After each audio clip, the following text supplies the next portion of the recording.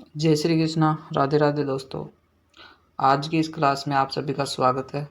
आज की इस क्लास में अपन परसेंटेज के नेक्स्ट कॉन्सेप्ट के बारे में चर्चा करेंगे। अपना कॉन्सेप्ट आज का इनकम, एक्सपेंडिचर और सेविंग, आय, व्यय और बचत से संबंधित इम्पोर्टेंट क्वेश्चन सोल्व करेंगे। यह टॉपिक एग्जाम की दृष्टि से बहुत ही महत्वपूर्ण है। जैसे अब समझते हैं इसको। कॉन्सेप्ट फर्स्ट है इसका। जैसे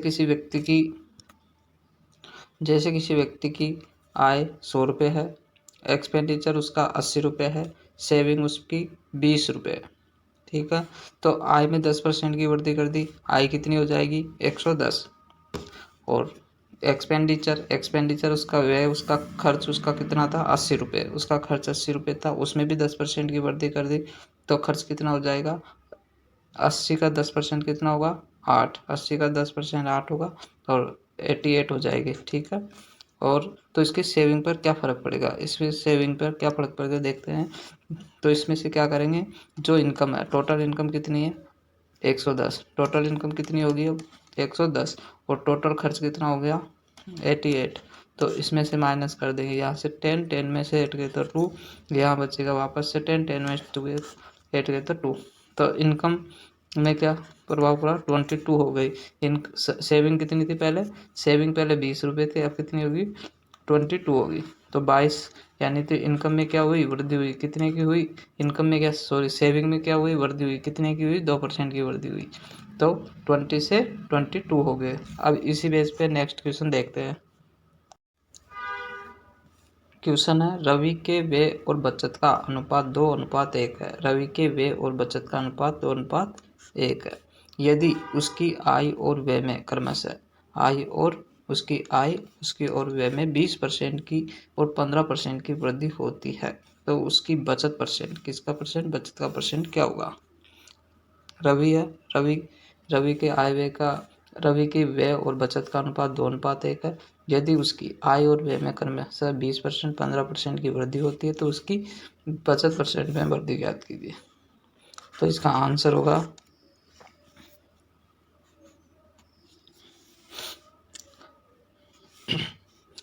पे लिखेंगे इनकम, ये इनकम इक्वल किसके होती है, एक्सपेंडिचर व्यय प्लस सेविंग। इनकम किसके बराबर होती है, इनकम अपने खर्चे और सेविंग के बराबर होती है। ये तो हुआ खर्च और ये बचत, सेविंग यानी कि बचत, ये हो गया बचत और ये हो गया अपनी कुल आय। तो क्वेश्चन में दे रखा है पर अनुपात दे रखा, व्यय और बचत का अनुपात, व्यय और बचत का अनुपात दे रखा है। तो इसमें क्या था 2:1, 2:1 है, तो इसको मान लेंगे 200 और 1, इसको 100 के मल्टीपल में मानेंगे। तो एक्स खर्चा कितना, व्यय कितना होगा 200 और बचत कितनी होगी 100 रुपये की। ठीक है, यदि उसकी आय और व्यय में क्रमशः, किसमें आय और व्यय में क्रमशः 20% और 15% की वृद्धि होती है। आय कितनी हो जाएगी इसकी, अगर खर्चा 200 रुपये है और बचत 100 रुपये, तो आय कितनी हो जाएगी टोटल 300 रुपये, इनकम कितनी हो जाएगी टोटल 300 रुपये। अब क्या कह रहा है क्वेश्चन, आय और व्यय में 20% और 15% की वृद्धि। आय में कितने की वृद्धि 20%, तो इनकम में कितने की वृद्धि प्लस 20% की, इनकम में कितने की वृद्धि 20% की, इनकम में कितने की वृद्धि 20% की। तो इनकम 20%, इनकम को 20% कितना होगा, 2 जीरो से 2 जीरो चल जाएगी, 3 दूनी 6, तो 360। तो इनकम कितनी होगी 360। और व्यय में यानी कि एक्सपेंडिचर, खर्चे में वृद्धि 15% की, तो 200 का 15% कितना होगा, 15 दूनी 30, 230। तो टोटल कितना होगा 15% वृद्धि 230 रुपये। ठीक है, तो इसका बचत पर क्या खर्च करेगा, अब 360 में से 220 माइनस कर दो, इनकम कितनी है 360 और खर्च करता है 230, तो माइनस 0, 3, 130। तो सेविंग बचत कितनी होगी 130 की, जो कितना अधिक है 30 रुपये अधिक, 30% अधिक होगा। तो 100 का 30%, तो बचत में वृद्धि कितनी की हुई 30% की वृद्धि होगी। तो परसेंटेज बचत में वृद्धि, बचत में परसेंटेज वृद्धि, यहाँ पे आ जाएगा 30%। तो सेविंग में परसेंटेज वृद्धि कितनी होगी? 30% की। अपना आंसर होगा 30%। नेक्स्ट देखते हैं आगे। क्वेश्चन है, रौनक अपनी आय का X% बचाता है यदि उसकी आय में 20% की वृद्धि तथा व्यय में 20% की वृद्धि, आय में 28% की वृद्धि और व्यय में 20% की वृद्धि, तो उसकी बचत में 40% की वृद्धि हो जाती है। तो x का मान ज्ञात करो। तो इस प्रकार के क्वेश्चन को करने के लिए नेक्स्ट कंसेप्ट अपना, इसमें इनकम को बीच में रख देते हैं। इनकम का परसेंटेज जो घटता है या बढ़ता है वो यहाँ रख देंगे बीच में, और एक्सपेंडिचर का इधर जो भी कितना परसेंट घट रहा है और कितना परसेंट बढ़ता, और इधर सेविंग का परसेंटेज लिख देंगे जितना परसेंट बढ़ रहा। और इसमें से जो भी माइनस करेंगे, इनकम में से एक्सपेंडिचर को माइनस करेंगे तो एक्सपेंडिचर आ जाएगा, और इसमें से इसको करेंगे तो सेविंग आ जाएगी। अब क्वेश्चन देखते हैं। क्वेश्चन है अपना, रौनक अपनी आय का X% बचाता है और यदि उसकी आय 20% की वृद्धि, आय में कितनी की वृद्धि? 20%। तो इनकम कहाँ लिखनी थी अपने को? इनकम यहाँ पे, ठीक है। इनकम में 20% की वृद्धि, तो इनकम में 28% की वृद्धि, इनकम में होगी 28% की वृद्धि, ठीक है। तथा व्यय में 20% की वृद्धि, और व्यय यानी कि एक्सपेंडिचर, एक्सपेंडिचर में कितने की? 20% की, एक्सपेंडिचर में 20% की, इनकम में 28% की, एक्सपेंडिचर में 20% की, तो उसकी बचत में 40% की वृद्धि। तो सेविंग में कितनी की वृद्धि हो रही है? सेविंग में हो रही है 40% की वृद्धि प्लस 40% की वृद्धि। तो इसमें क्या पूछा है? एक्स का मान पूछा है। अपनी आय का X% बचाता है, तो बचत पूछी है, एक्स का मान ज्ञात करना यानी कि सेविंग ज्ञात करनी है अपने को। तो इसको सोल्व कर लेंगे। इसको सोल्व कर दें। इसमें इनकम करने हैं 28%, तो इसमें से इसको माइनस कर देंगे, इसमें से इसको माइनस करेंगे। तो 28 में 20% को माइनस करेंगे, 28 में 20 को माइनस करेंगे तो कितना आएगा? कितना आएगा? कहाँ लिखेंगे इसको? यहाँ पे। 28 में से 20 गए तो 8%। तो सेविंग क्या होगी? 8%। 8% में नहीं लिखना, इसको अनुपात में लिखेंगे। यहाँ एक्सपेंडिचर आएगा और यहाँ पे सेविंग आएगी। तो इनकम 28% में से एक्सपेंडिचर को घटा देंगे तो सेविंग आ जाएगी, और यहाँ से इधर घटाएंगे, इधर जो ज़्यादा है ना उसमें से छोटे को घटाएंगे इधर। तो 40 में से 20%, 40% में से 28% को घटाएंगे, 40% में से 28% को घटाएंगे तो कितना आ जाएगा? 12। तो इसको परसेंटेज में नहीं लिखना, ये अपना अनुपात में रहेगा। तो इनको काट देंगे, 4 3 12, 4 दूनी 8। तो अनुपात कितना आ गया? खर्चे का और सेविंग का अनुपात, खर्चा हुआ 3 रुपये, सेविंग हुई 2 रुपये, तो इनकम कितनी होगी अपनी? इनकम कितनी हो जाएगी? इनकम हो जाएगी 5 रुपये, 5। इनकम का अनुपात क्या होगा? 5 से। अगर एक्सपेंडिचर 3 अनुपात 2 से, एक्सपेंडिचर और सेविंग का अनुपात है तो इनकम याद कर लेंगे। तो सेविंग परसेंटेज क्या होगा? परसेंटेज क्या पूछा है? एक्स का मान, तो सेविंग परसेंटेज होगा, सेविंग कितने की है? 2 की। कितने पे है? इनकम को टोटल 5 की, तो 2 की सेविंग है 5 पे, और इसका परसेंटेज याद कर लेंगे, मल्टीप्लाई 100%। तो 5 दूनी 10, 20, 2 दूनी 4, यानी कि सेविंग कितनी परसेंट होगी? 40%। तो एक्स का मान क्या होगा? 40% एक्स का मान होगा। अब नेक्स्ट क्वेश्चन करते हैं। नेक्स्ट कंसेप्ट अपना, पासिंग और फेलियर इन एग्जाम, परीक्षा में उत्तीर्ण और अनुत्तीर्ण वाले क्वेश्चन, जो कि प्रत्येक एग्जाम में एक क्वेश्चन जरूर आता है। परीक्षा में उत्तीर्ण और अनुत्तीर्ण पैटर्न पर एक क्वेश्चन जरूर आता है। देखते हैं, जैसे किसी क्वेश्चन में दे दिया कि एक विद्यार्थी, उसको 30% प्राप्त हुए और 10 अंकों से फेल हो गया, और दूसरा विद्यार्थी जिसको 45% अंक प्राप्त हुए और 45% अंक प्राप्त हुए और 20% अधिक मिले, तो जिसको कम मिले तो यहाँ प्लस कर देंगे, अधिक वाले को यहाँ माइनस कर देंगे, और इन दोनों को क्या कर देंगे माइनस। तो माइनस करेंगे तो 10 माइनस 20, 10 में से 20 होगा, माइनस होगा तो ये माइनस माइनस 30 हो जाएगा। कितना 30, और इसमें से 45 में 30 करेंगे तो 15%। अब इस परसेंटेज को सोल्व कर लेंगे। जैसे अपने को ज्ञात करने न्यूनतम उत्तीर्णांक ज्ञात करने, न्यूनतम उत्तीर्णांक ज्ञात करने, न्यूनतम उत्तीर्णांक तो क्या आ जाएगा, न्यूनतम उत्तीर्णांक क्या होगा,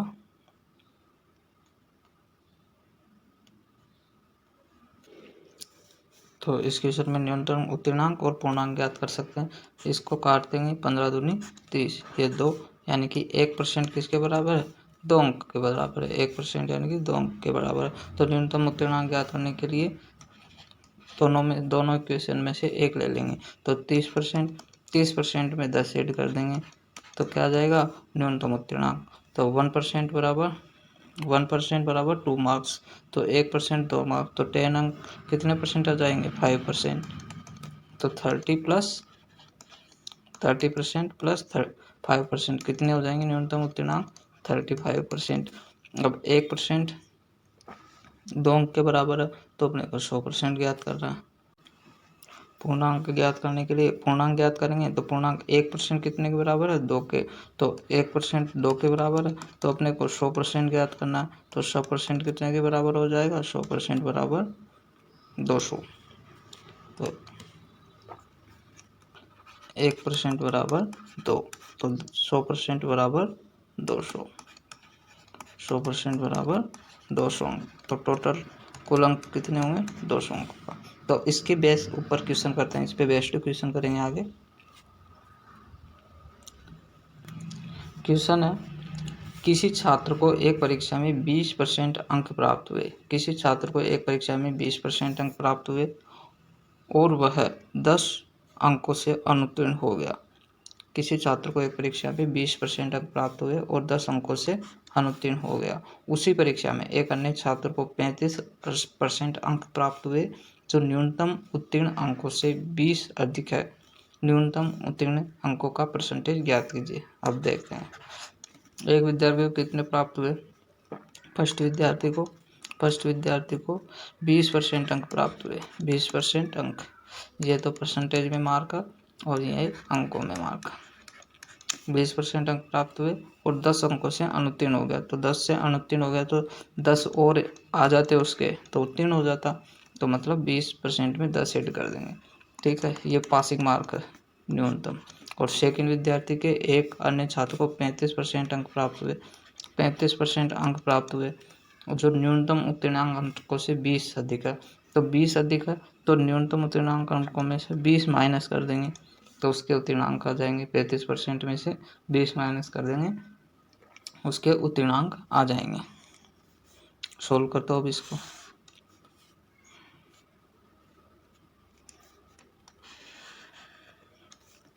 अब क्या करना है, इसमें से इसको माइनस कर, परसेंटेज को परसेंटेज में से माइनस करना और इसमें से इसको माइनस करना। तो 35% को 20 में से माइनस करेंगे तो 35 में से 20 गए तो 15%। और यहाँ पे 10 में से 20 गए तो यहाँ 10 में से 20 माइनस करेंगे तो माइनस माइनस प्लस तो 30 अंक आ जाएंगे। तो यहाँ पे 1% बराबर 15 दूनी 30, 1% बराबर 2 अंक। तो अपने से क्या पूछा, न्यूनतम उत्तीर्ण अंकों का परसेंटेज। तो न्यूनतम उत्तीर्ण अंकों दोनों में से एक इक्वेशन उठा लेंगे, कोई से भी विद्यार्थी को उठा लेंगे, ये न्यूनतम उत्तीर्णांक होगा।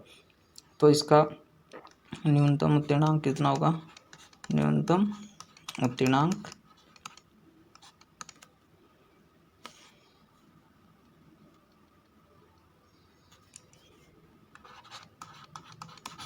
न्यूनतम उत्तीर्णांक 1% बराबर 2। तो इसके इक्वेशन को उतार लेंगे। 20% में कितने ऐड करेंगे 10 अंक। 20% में 10 अंक, तो 20% को 20% ऐसे कैसे ही आ गया और 10 अंक यानी कि 1% बराबर 2 अंक। तो 2 अंक 1% बराबर 2 अंक, तो 10 अंक कितने परसेंटेज हो जाएंगे? 5%। तो दोनों को ऐड कर देंगे तो न्यूनतम उत्तीर्णांक कितने आएंगे? 25%। और न्यूनतम उत्तीर्णांक 25%, ये अपना आंसर होगा।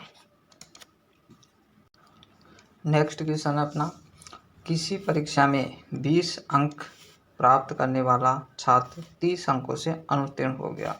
20 अंक प्राप्त किए और 30 अंकों से अनुत्तीर्ण हो गया। तो क्वेश्चन है, यहाँ पे है परसेंटेज में लिख देंगे और यहाँ लिख देंगे अंकों में। ठीक है, तो कितने अंक प्राप्त किए? पहले विद्यार्थी ने, फर्स्ट विद्यार्थी ने प्राप्त किए 20% अंक। कितने परसेंट? 20%। और अनुत्तीर्ण कितनों से हुआ? 30 अंकों से अनुत्तीर्ण हो गया। अब क्वेश्चन को आगे रीड कर दें। जबकि एक अन्य छात्र 32% अंक प्राप्त करके उत्तीर्ण होने के लिए आवश्यक अंकों से 42 अंक अधिक प्राप्त किया। कितने अंक अधिक प्राप्त किया? 42 अंक। और प्राप्त कितने किए? 32% अंक प्राप्त किए। तो सेकंड विद्यार्थी ने 32% अंक प्राप्त किए और कितने से अनुत्तीर्ण हो गया? 32 अंक प्राप्त करके कितने अधिक लाया? 42। तो यहाँ क्या हो जाएगा? -42 अंक। ठीक है, तो इसमें से इसको माइनस कर देंगे। 32% और 20% का डिफरेंस कितना आया? 12% इसका डिफरेंस आया। इन दोनों का डिफरेंस क्या होगा? इसमें से इसको माइनस कर देंगे, यानी कि 30 माइनस और माइनस प्लस, तो कितने हो गए? 7 4 3 7 72 मार्क्स। 72 मार्क। ठीक है, और तो 12% इसको काट देंगे। 12 एकम 12, 1% इक्वल टू 12 छिक्की 72, 6 मार्क। तो 1% मतलब 6 मार्क। 1% मतलब 6 मार्क। तो 100% कितना होगा? अपने को अधिकतम अंक याद करने हैं, तो इसका 100% 1% यानी कि 6 मार्क। 100% यानी कि 600 मार्क्स। तो अधिकतम मार्क्स कितने होंगे? 600 मार्क। तो ठीक है, आज के लिए इतना ही। बाकी प्रैक्टिस करते रहो और चैनल को लाइक करो, सब्सक्राइब करो और शेयर करो। थैंक यू, धन्यवाद।